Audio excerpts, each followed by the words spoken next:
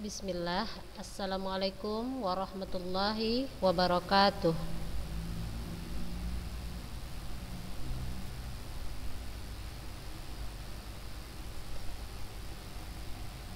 Alhamdulillah wassalatu wassalamu ala rasulillahi amma ba'du. Apa kabar anak-anak ustazah? Alhamdulillah. Alhamdulillah sehat, baik ya. Tolong kamera yang belum on di-on kan ya kakak-kakak.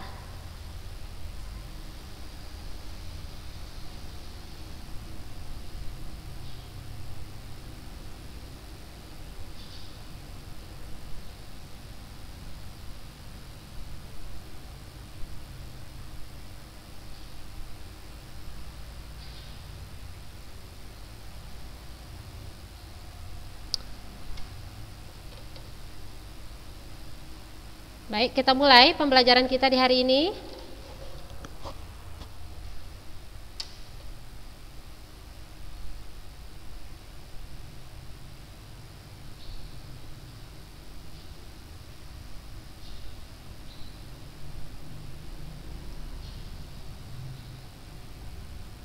Hai.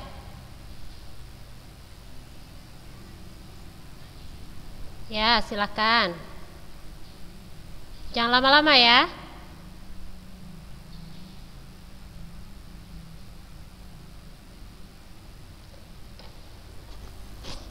Yup, jangan lama-lama ya kak.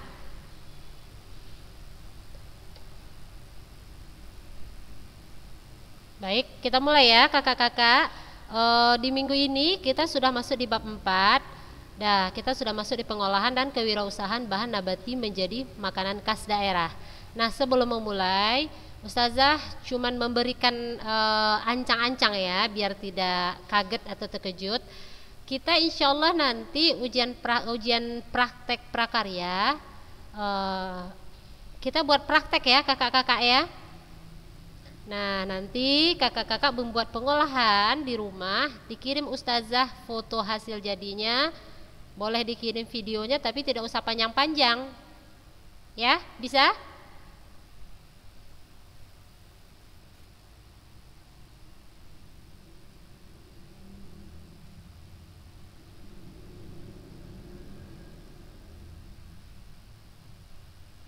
Nah, baik.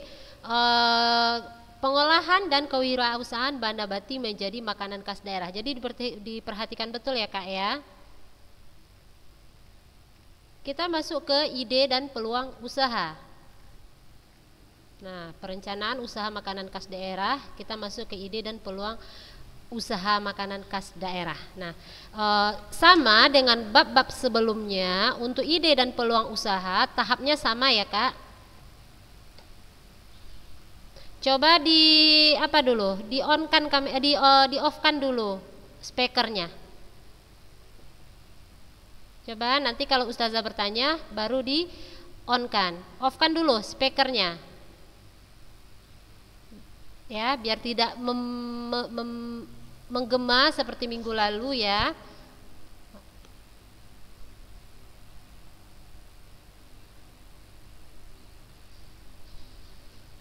Baik, untuk ide dan peluang usaha sama dengan bab-bab sebelumnya, tahap-tahapnya ya kakak-kakak ya. Jadi tidak usah ustazah menjelaskan lagi, karena cuman menghabiskan waktu kalau itu lagi yang kita ulang. Nah, kalaupun nanti keluar di soal ya sama, cuman di sini untuk makanan khas daerah misalnya ya kan. Di dalam ide dan peluang usaha itu, ide usaha apa saja yang menjadi faktornya. Nah, ada faktor internal, ada faktor eksternalnya. Nah, ini juga sudah kita pelajari ya kakak-kakak ya. Terus keberhasilan dan kegagalan dalam pengolahan makanan khas daerah sama dengan usaha yang lain ya. Keberhasilannya apa yang membuat kita berhasil ya, seperti keyakinan yang kuat dan lain sebagainya ya. Nah, jadi tidak usah dijelaskan lagi untuk ide dan peluang usaha. Kakak tinggal membuka catatan yang lalu, itu sama. Tetap bisa ada analisis SWOT ya kan. Nah, apa itu SWOT? Apa itu strength, weakness, semua kita sudah mempelajarinya. Nah, terus sumber daya yang dibutuhkan, nah apa saja, ada money, material, mesin. Nah ya, tetap sama ya kakak-kakak. Nah untuk hari ini kita sudah masuk ke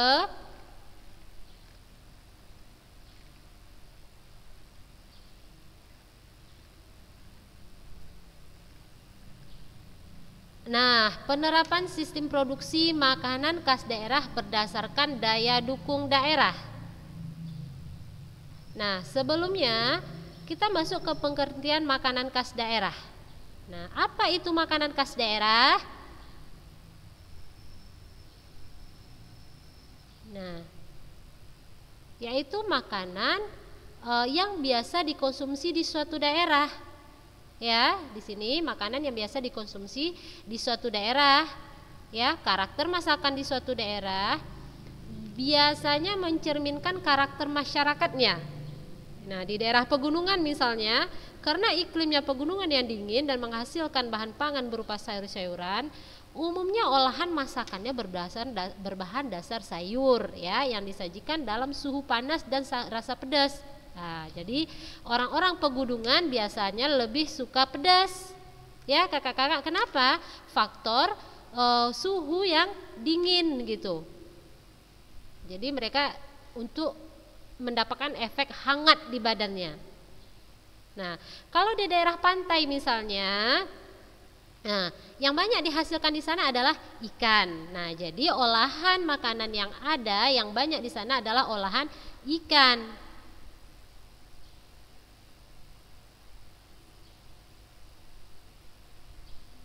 Namun sekarang ya kakak-kakak, seiring perkembangan zaman, kontak dengan orang luar dari daerah semakin tinggi ya. Misalnya orang pergunungan itu sudah tidak diam di daerahnya saja, sudah banyak merantau keluar dari daerahnya atau orang luar daerah yang datang ke situ. Begitu juga dengan orang pantai misalnya kan. Nah, orang yang tinggal di daerah pantai, nah mereka tidak cuma berdiam di situ, sudah banyak yang keluar dari sana, entah bersekolah atau menempuh pendidikan di luar daerahnya. Nah, ini berpengaruh. Apa pengaruhnya? Yaitu bisa melahirkan banyak masakan campuran ya. Nah, ini ikut memperkaya produk makanan khas daerah. Ya, kakak-kakak. Coba Ustazah tanya dulu. Rantia Anissa, coba hidupkan speakernya. Nah, apa contoh makanan khas daerah yang anti tahu? Arsik. Nah, arsik bisa. Coba Aprita, hidupkan speakernya.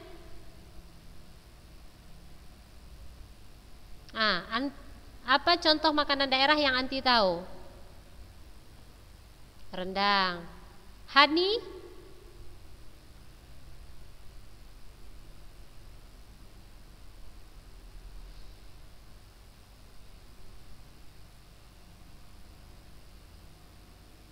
Empek-empek, bisa. Sakira, apa kira-kira Sakira?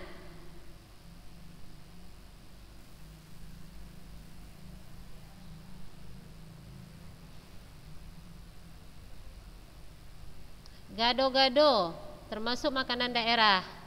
Awalnya itu makanan daerah Jawa Barat ya. Kanan mana gado-gado awalnya?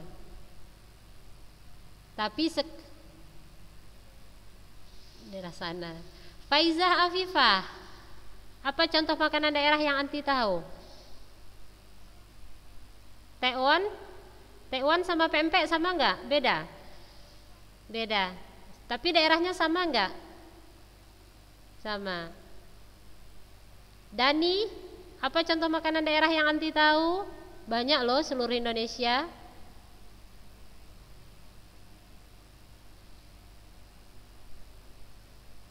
Nur Hidayah Ramadhani.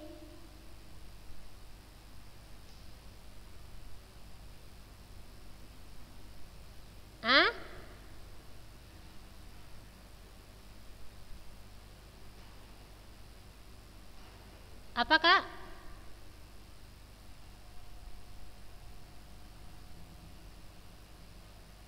Ikan sale. Ikan sale dari daerah mana?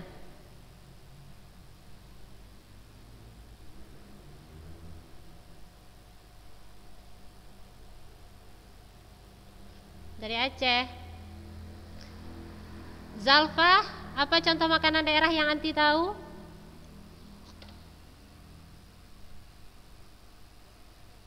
Asam padeh. Sofi?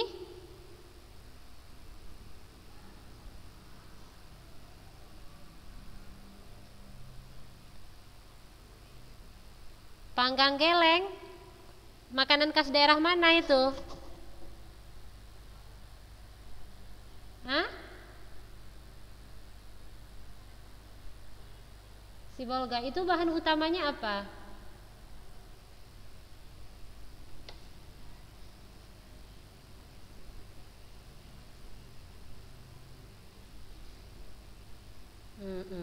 Nah, seperti Ustazah bilang tadi, Sibolga adalah daerah pantai. Betul, Sofi?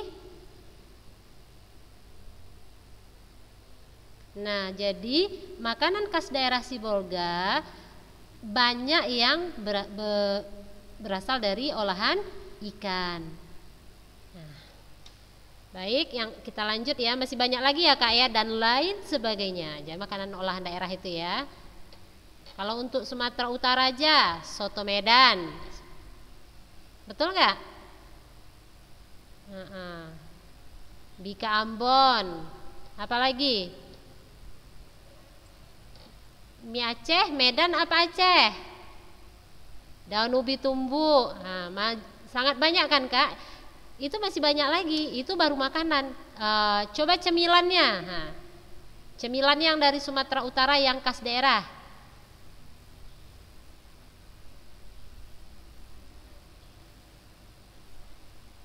Roti ganda. Itu khas daerah itu. Oh iya. Hah? Bolu Meranti.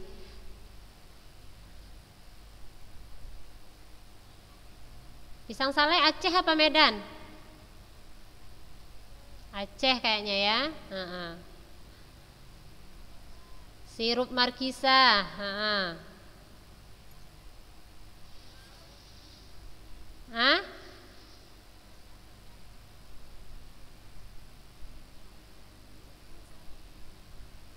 Apa Kalimas? Apa Lili? Putu. Makanan daerah mana ya? Tapi itu makanan daerah itu. Cuma saya nggak tahu juga ya daerah mana aslinya ya. Nah, kalau untuk sekarang kakak-kakak, perkembangan zaman ya inilah salah satu positifnya. Kita ingin memakan makanan khas satu daerah kayak pempek misalnya ya. Coba matikan dulu, off-kan speakernya ya. Dani coba off-kan speakernya ya. Nah, kalau kita ingin mengkonsumsi makanan suatu daerah ya, kita tidak harus datang ke daerah tersebut. Nah, cukup misalnya anti di Medan ingin memakan pempek, cukup banyak tersedia di kota Medan. Anti di Medan ingin memakan rendang misalnya ya, makan daerah orang Padang, sangat banyak di Medan.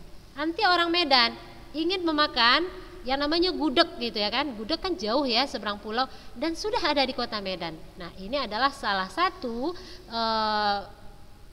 manfaat positif dari perkembangan teknologi. Nah, jadi makanan daerah tidak hanya kita jumpai di daerah tersebut.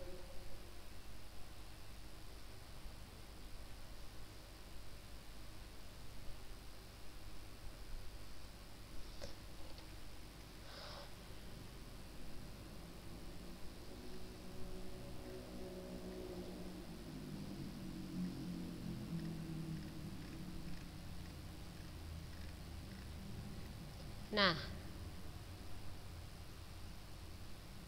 apa Wina?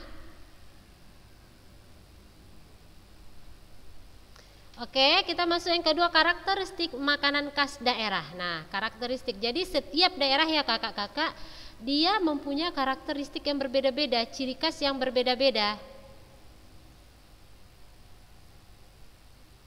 Ya.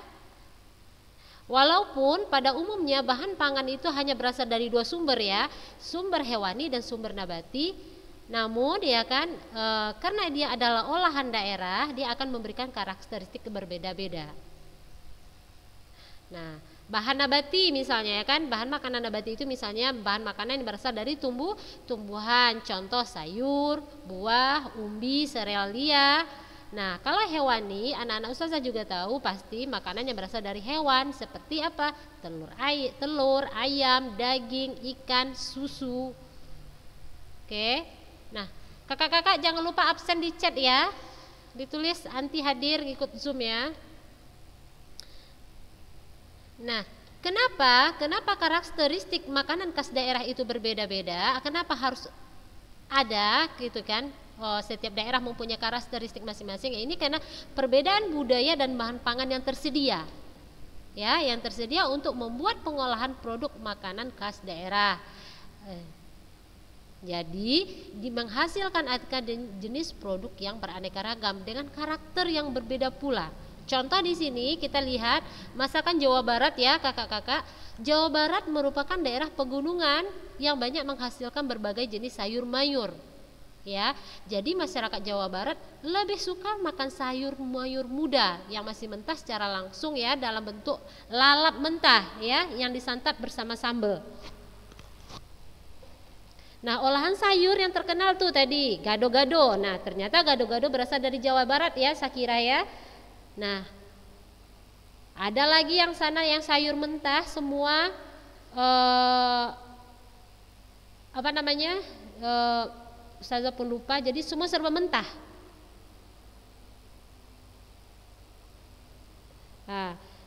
Nah, masakan ikan, banyaknya masakan yang terbuat dari ikan, nah biasa dibuat dari pepes. Nah, itu untuk Jawa Barat. Jadi mereka karena banyak menghasilkan sayur-sayuran, jadi mereka lebih dominan olahannya berbentuk sayuran ya, sayur yang disantap bersama sambal. Terus ada masakan Jawa Tengah ya. Nah, Jawa Tengah anak-anak ustazah banyak menggunakan bawang putih sebagai bumbu dominannya. Nah, dan mereka lebih menyukai rasa manis ya dibandingkan rasa lain. Nah, di daerah ini banyak ditemukan masakan bersantan. Contoh masakan khas dari Jawa Tengah adalah gudeg ya. Nah, kalau anak-anak ustazah tahu kenapa orang Jawa suka manis? Nah, coba Ustazah tanya sama Cut Aisyah, kenapa orang Jawa masakannya manis?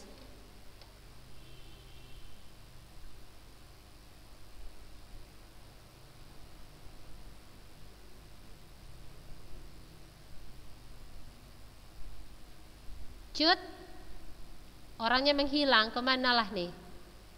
Halo Icut, assalamualaikum.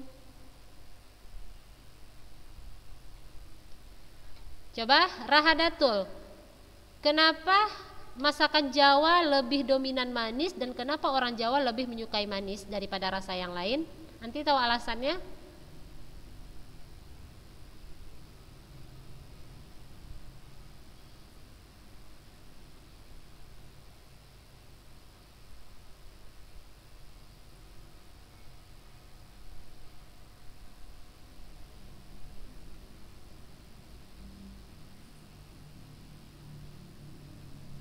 Kenapa yo? Siapa yang orang Jawa di sini? Siapa yang orang Jawa? Coba angkat tangan.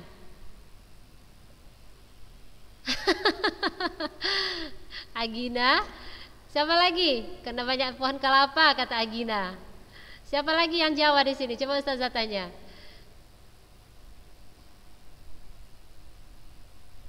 Banyaknya produksi gula di Jawa, betul, salah satunya. Nah, Ustazah pernah dengar kakak, kenapa orang Jawa di daerah Jawa lebih suka makanan manis? Nah, ternyata sejarahnya begini. Mungkin anti pernah dengar ya, cuma nggak diengehkan ya. Jadi waktu zaman penjajahan, Jawa itu dominan dengan pabrik gula. Jadi tanaman tebu sangat banyak ya kan? Nah, waktu itu terjadi kesusahan. Ya, jadi susahlah perekonomian. Nah, sementara semua rakyat itu jadi pekerja kebun untuk pabrik gula tadi. Nah, terakhir apa? Untuk tetap bisa makan segala macam. Nah, mereka banyak membuat olahan dari gula. Nah, ternyata itu berlangsung sampai sekarang. Mereka lebih menyukai rasa manis. Nah, jadi faktor kebiasaan suatu daerah tadi di sini ya kakak ya. Nah, itulah apapun masakan Jawa sana manis, mau sambal ya kan manis, mau gulai, mau oseng-oseng, mau tumisan atau apapun namanya manis. Apalagi yang namanya kudapan, ya pasti manis. Nah, coba anti cari tahu, betul nggak Ustazah itu? Baik, kita lanjut ya.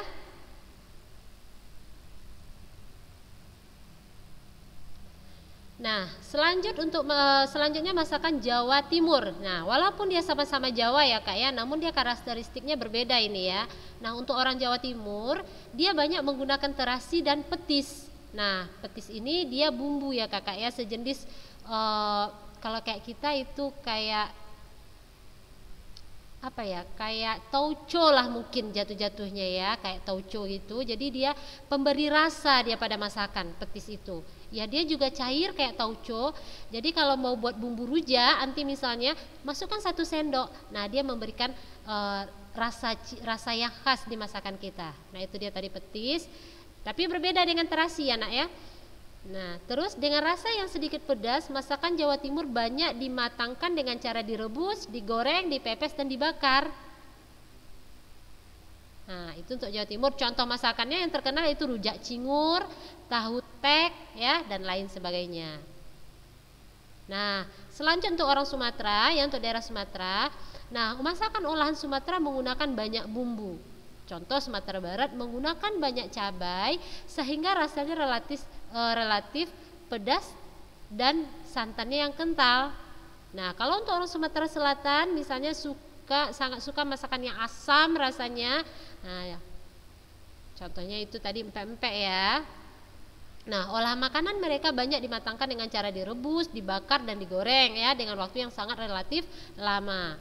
Nah, masakan dari sayur mayur ya tidak banyak jumlahnya kalau untuk Sumatera. Kakak perhatikan tuh. Kalau rumah makan Padang, lauknya berjejer sangat banyak. Sayurnya cuma sedikit. Terus kayak makan pempek kita. Kita kan pempek di dalam olahan pempek itu ada daging ikan, tapi tidak ada dimasukkan sayur ke sana. Ya. Nah, itu tadi karena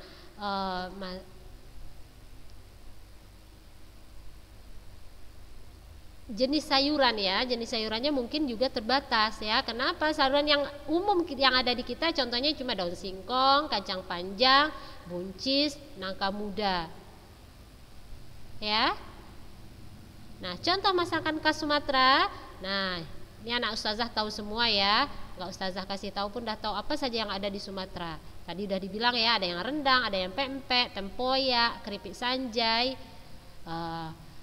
pisang sale, ikan arsik dan lain sebagainya ya. Sangat banyak contoh masakan Sumatera. Nah, beda lagi dengan orang Sulawesi. Nah, kalau untuk olahan daerah Sulawesi banyak menggunakan ikan ya dengan rasa asam pedas. Contoh makanan khas Sulawesi ada bubur jagung, kaledo, palem murah ya, ufempoy, utakelo dan lain sebagainya. Nah, sekarang kita kalau ingin tahu ya kak ya, ingin tahu masakan khas satu daerah misalnya kan, terus ingin membuat masakan satu daerah, kita sudah dipermudah dengan yang namanya Google. Nanti ingin membuat masakan bubur jagung khas Sulawesi misalnya, nanti tinggal browsing apa bahannya, tinggal ikuti langkah-langkahnya, maka jadilah bubur jagung khas Sulawesi. Jadi teknologi sangat memberi kemudahan kepada manusia. Nah, sekarang kita masuk ke teknik pengolahan makanan khas daerah ya kak ya. Nah, untuk teknik pengolahan makanan itu macam-macam ya kak. Ada yang namanya merebus, ada namanya menumis, ada yang namanya steam ya.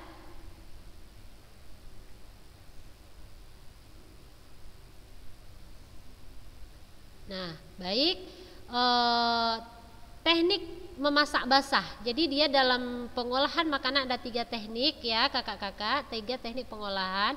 Ada yang namanya memasak basah, ada nanti memasak kering, ada yang namanya dibakar ya. Nah, pertama kita masuk dulu ke teknik memasak basah. Apa saja? Di dalam teknik basah itu ada merebus, ada menyetup, ada yang namanya braising, ada yang namanya mengukus, ada yang namanya metim, ada yang namanya memblasir. Nah, sekarang coba kita ketahui dulu apa itu merebus. Nah, merebus atau boiling ya kakak-kakak. Nah, ini perlu ya, catatannya jangan sampai dilewatkan. Boiling, merebus atau boiling itu memasak bahan makanan di dalam cairan ya, cairan air boleh, susu boleh, kaldu boleh ya. Jadi cairannya tadi mendidih, tapi didihannya itu kurang lebih 100 derajat ya.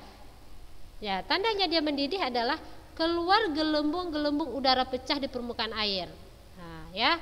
Jadi anak-anak ustazah tahu nah mendidih itu seperti apa. Baik, kakak-kakak, kena keterbatasan waktu ya, pada bajak lagi ke bawah yang harus kita pelajari. Ingat ya, untuk ujian praktek bersiap-siap, kita akan nanti berpraktek, entah itu ustazah suruh memasak makanan khas daerah olahan misalnya merebus atau apa gitu ya kan. Pasti anak ustazah kelas 11 sudah kakak-kakak yang gadis betul sudah tahu memasak. Jadi tidak cemas lagi menghidupkan kompor. Ada yang takut hidupkan kompor enggak? Saya kira kok senyum-senyum. Takut sama kompor. Kalau Aprita jago ini masaknya ya kan Aprita. Jangan lupa ya di absen. Oh ya, angguk-angguk. Naziha juga jago ya kan. Siapa yang jago makan? Ata jago apa?